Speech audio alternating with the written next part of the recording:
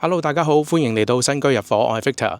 今日就嚟到 South Surrey 168街至169街之間嘅18 Avenue， 而我身側邊呢一度呢，呢一個就係最近全新嘅 Townhouse 樓花項目 Fenestra。咁而今日就人流又比較多少少，所以我呢就會用啲實景啦，就同大家行一行佢嘅示範單位、佢嘅天台，咁同埋用一個買家嘅角度呢去分析一下呢一個樓盤嘅。咁我哋事不宜遲，而家就馬上去睇下啦。Fenestra 主要提供3房或4房加書房嘅間隔，配有平排雙車房停車。而呢個項目最大嘅賣點就係每一個單位都有佢自己嘅私人天台。呢個項目由 Metro Van Builder Group 發展而成，而佢哋嘅建築背景呢就由2008年開始。屋苑合共有123個單位，會分開5期去落成。顏色方面就有2種配搭可以俾買家選擇。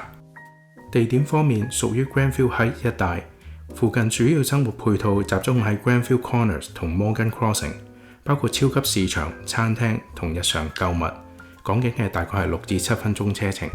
而如果揸車點對點要去到溫哥華國際機場，就大概係30分鐘左右。而我哋今日要睇嘅就係112號屋嘅 Concerto 嘅戶型，有4房加書房、3個浴室。室內面積大概1440尺，戶外天台空間大概有500尺。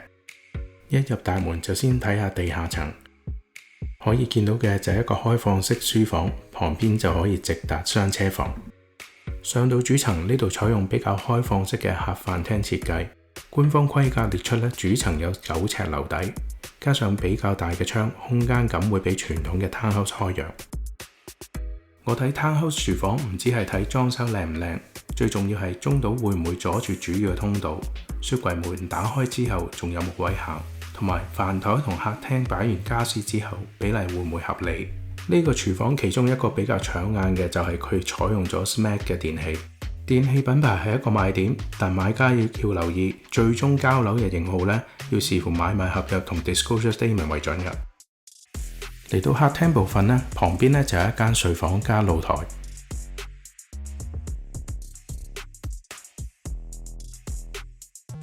行出露台呢，就可以見到一大片嘅綠油油嘅樹景。部分位置亦都將會變成將來嘅大自然公園。剛才見到嘅客廳位置呢，如果略嫌太細嘅話呢，發展商係可以將埲牆拆走嘅。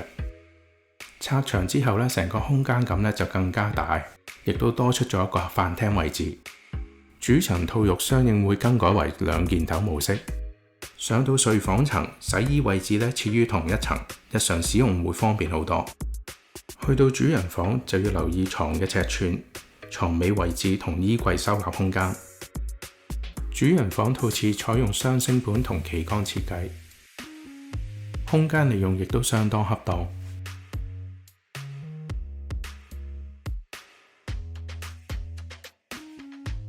至於小朋友房，最重要唔係只係睇有幾多間房，而係每間房放完床同書台之後，仲有幾多實際空間。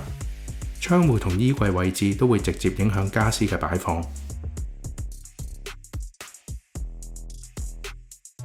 嚟到 Fenestra 最特別嘅部分就係私人天台，接近500平方尺嘅戶外空間，理論上可以放戶外餐台、梳化、燒烤爐，甚至規劃成家庭娛樂空間。不過買家亦要考慮實際嘅使用情況，由廚房拎食物上天台需要再行多一層，所以天台值唔值得，主要取決於你本身係咪真係享受戶外生活。景色方面就要睇返單位喺屋苑嘅位置。Fenestra 亦規劃咗一座獨立嘅會所設施，第一層有2間 conference room， 第2層係娛樂室同 party hall， 第3層有2間可以租用嘅 guest suite， 頂層亦設有公用嘅天台。項目現正公開發售，價錢由869900蚊起，室內面積方面亦由1388尺開始。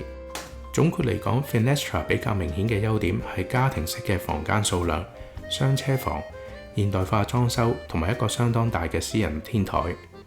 要考慮嘅地方就係樓梯比較多，天台未必適合每一個家庭。